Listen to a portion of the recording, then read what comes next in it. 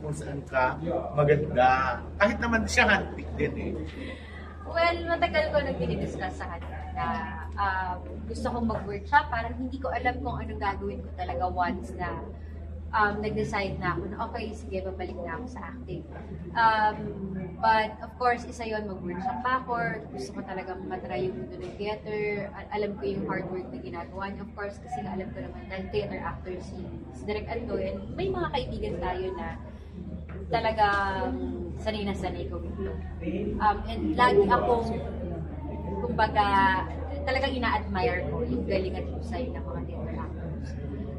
So, nung nabigyan nga ng opportunity, tinanong lang din ako ni Sir Marco, nilapitan niya ako habang nanonood kami ng isang play. Sabi nga niya ay kung gusto kong mag-theater. Sumagot lang din talaga ako, sure, nang hindi ko alam yung sure na yun, yung sure ba ako. And then after siguro a week, pinadala na ako ni Direk Andoy ng script. And lahat ng to, siya talaga yung tumulong. And of course, dahil galing sa kanya, mas naging confident ako na alam ko hindi niya papadala sa akin yung script nang hindi niya na, kumbaga, imbestigan lahat. Sino bang makakatrabaho ko, sino artista, sino director, sino playwright, and everything. Kailan yan, ilang araw ang shows. So, nung lahat ng yun, sinabi niya sa akin, kinabahan ako kasi parang kita ko, oh gosh, parang gusto ko, parang kaya ko. And ito na ka ako ngayon.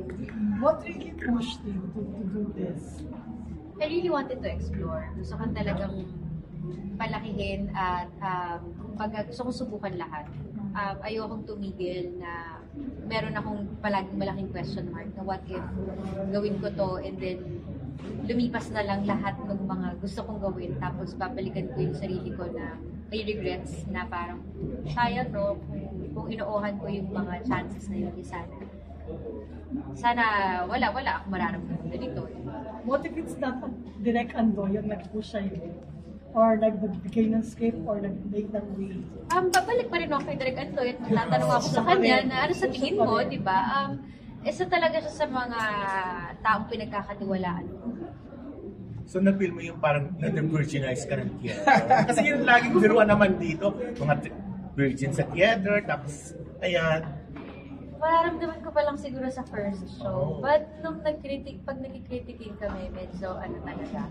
Yun yung mga una ko naramdaman at talagang grabe yung sigaw ko dun sa backstage, nasusuka ako, parang feeling ko mahihimatay ako. Pero, well, lahat ng yun, ina-advise nila ako, sige lang, gamitin mo lang yung kaba mo, gamitin mo lang, parang feeling ko lang naman din choice, diba, pinasok mo na to eh. So yun, nasigaw lang ako ng sigaw para lang din ma-relax yung jaw ko dahil feeling ko lalabas na ako ng stage na naninigas ako. At insecure nga sa'yo, nagbibiro si Direk Andoy, insecure siya at sold out na raw kayo. Mas nakakakabahan yun eh. Pero sold out na kayo? Yes, ang alam. Hindi naman lahat ng araw, pero yung mga important dates, yung opening and yung finale namin.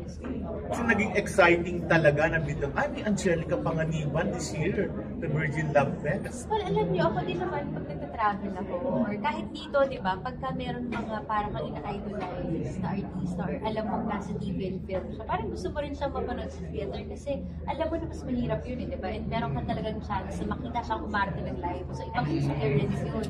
Kaya din siguro maraming na-excite. Picture na lang. Thank you po, salamat po. Diyan sa may Virgin. Oo, sa may Virgin.